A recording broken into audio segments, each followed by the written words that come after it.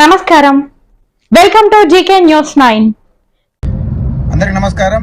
నేను మీ భారతీయుడు కోట శ్యామ్ కుమార్. దయచేసి కరీంనగర్ మిత్రులందరికీ తెలియజేయనగా, కుంభమేళకు మీరు రావాలని ప్లాన్ చేసుకుంటే దయచేసి మరొకసారి ఆలోచించుకోండి.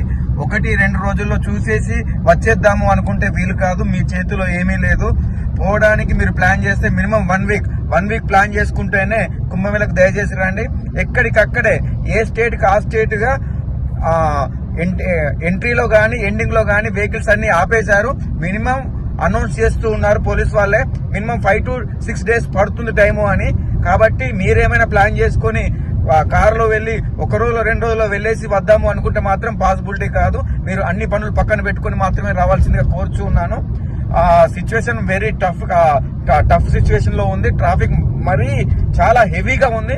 లాక్స్ ఆఫ్ వెహికల్స్ అంటే లక్షల కొద్ది కార్లు, వేల కొద్ది లారీలు కానివ్వండి, వేల కొద్ది బస్సులు కానివ్వండి రోడ్ల మీదనే ఉన్నాయి.